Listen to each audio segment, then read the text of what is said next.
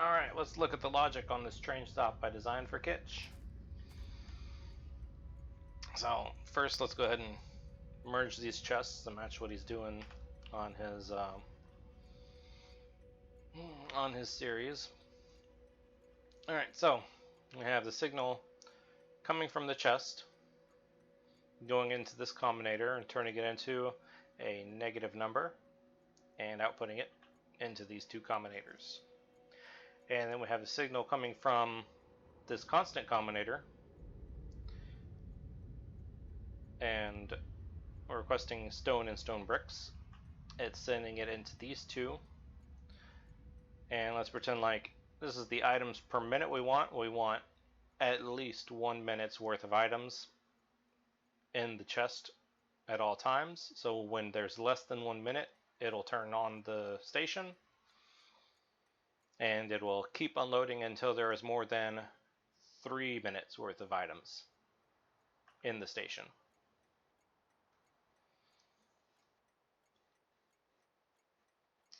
So 1 minute, 3 minutes, and those are being sent straight across to these two, which is also receiving the negative number from the chest. Alright, so our request is a positive number, our chest is a negative number. So if we're requesting more than the chest has, then that will be a positive number. It'll be greater than 0. We'll output one signal into the decider combinator, from this decider combinator into this green wire, which, if you notice, this is the output side of this arithmetic combinator. So it bypasses that combinator, goes straight into the input of this decider combinator, which we're using as our memory latch. So that will become a positive signal. It'll be greater than 0. It'll output that positive signal as 1. So then that positive signal will go back into its own input, which means that it will be receiving one signal from there and one signal from there for a positive signal of 2. Now, as soon as the request has been met, it'll stop sending a signal from here. So it will only be receiving a positive signal from itself. So it will stay active while it keeps receiving that positive signal from itself and no signals from anything else. Now, to shut it off, once this number is great enough to nullify this triple signal that's getting sent from this times 3 arithmetic combinator, then it will become a negative number in this decider combinator. So once it's less than 0, it'll output a signal of 1 into this arithmetic combinator, and that will multiply the signal by -1 and output that -1 into the memory latch. So if we had been requesting stone, stone would be a +1 on this red line, then it would receive a -1 from here, and that number would no longer be greater than 0, so it would stop outputting that number.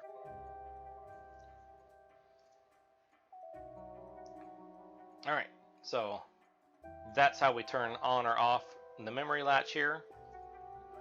So what are we doing with the memory latch signal? We are taking that red wire, which is connected to the input of the memory latch, so we want to be very careful with that red wire, and we're connecting it across this power pole into the input of this decider combinator. Notice that there's no signal being output onto this red line except for the output of the memory latch itself. So this decider combinator takes everything greater than 0 and outputs a signal of 1. So if this memory latch has anything stored in it, it's going to take it into here and it's going to send it to the train stop. And it will also send it to the rail network. Now, this one has to exist for two reasons. One is to make sure that the train stop and the rail network doesn't send anything into the memory latch, but we're also using it with different colored wires to the rail network and different colored wires to the train stop, because we don't want the contents of the train, which is enabled, retrain contents, we don't want that sent out to the rail network, and we also don't want the rail network sent to the train stop, because that would enable or disable this train stop.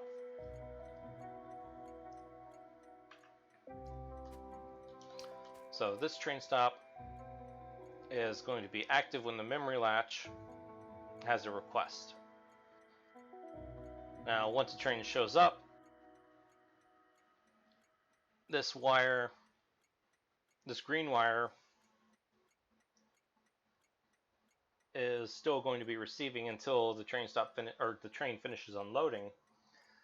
But this red wire is going to be reading the contents of the train. Now, we didn't use a green wire here because the green wire is attached to this device. And what would happen is we would have the memory latch being sent into here, and then if it was the green wire, that connection point would also send that same signal back to here. And we only want the contents of the train sent to here.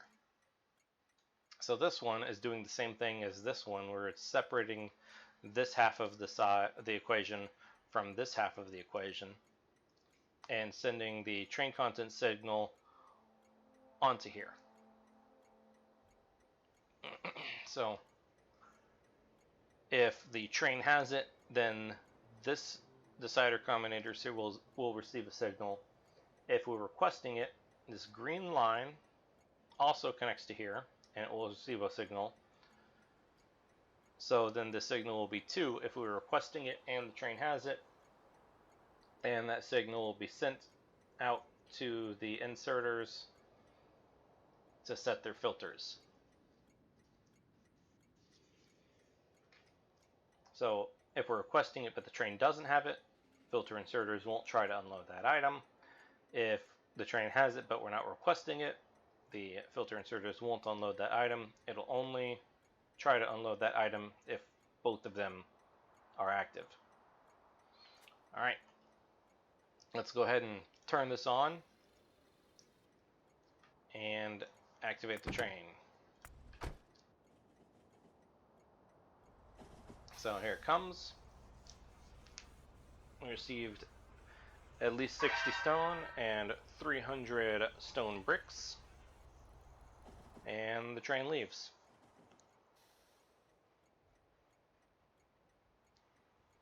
Now, if we take out most of the stone brick, or the stone, you can see that the decider combinator still doesn't ask for anything. Let's go ahead and take out all the stone bricks, and the memory latch is only asking for stone bricks. So here we go, unloading stone bricks, and we still only have 22 stone. That's because we did not ask for stone, because we didn't get below the minimum. So if we take out everything, there we go, it's requesting everything, and it unloaded everything. There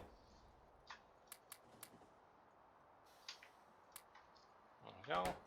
We're only requesting stone, not the stone bricks, because we still have the minimum for stone bricks. There we go, it unloaded stone, and it left.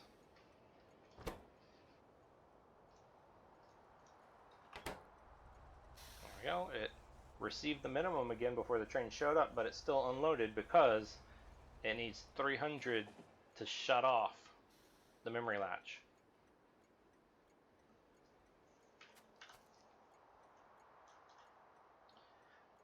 And that's basically how this station works.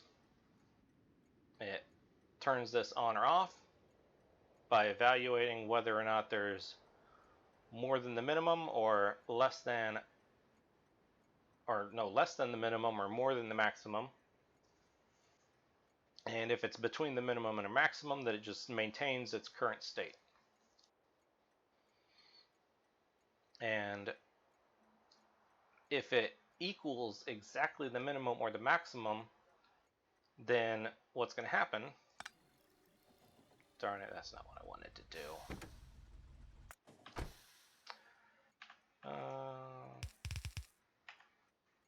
Let's fix that up again, and I'm going to need a wire.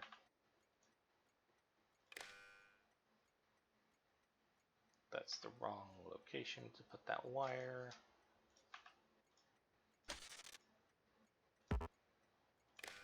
There we go. I guess you can go back to what you were doing. And what the heck was that? Oh, I remember.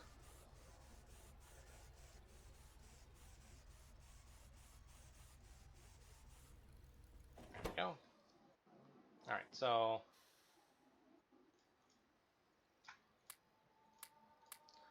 if we have exactly 3 times both mounts, then you can see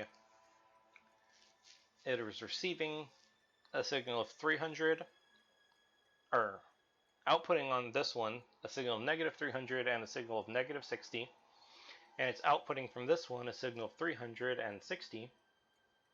So this one is receiving no inputs.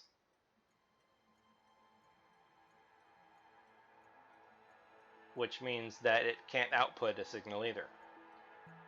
So we have exactly 3 times what's being requested, but we can't shut off this memory latch at exactly that amount. We have to have at least 1 over.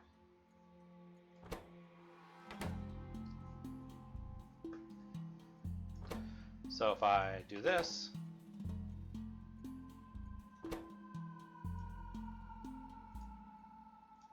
there we go. You can see it has the 60 stone, but it didn't shut off until it received 1 more thing of stone.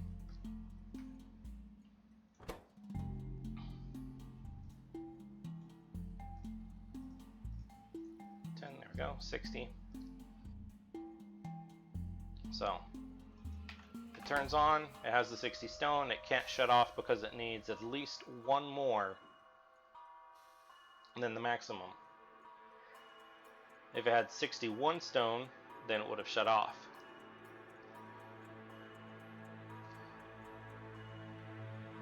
And that's why I can't use less than or equal to.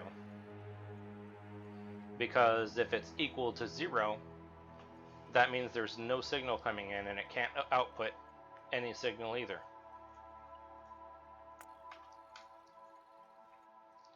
So whenever it is below the minimum, not below or equal to the minimum, then it will change state and request a train. When it is over the maximum, not over or equal to the maximum.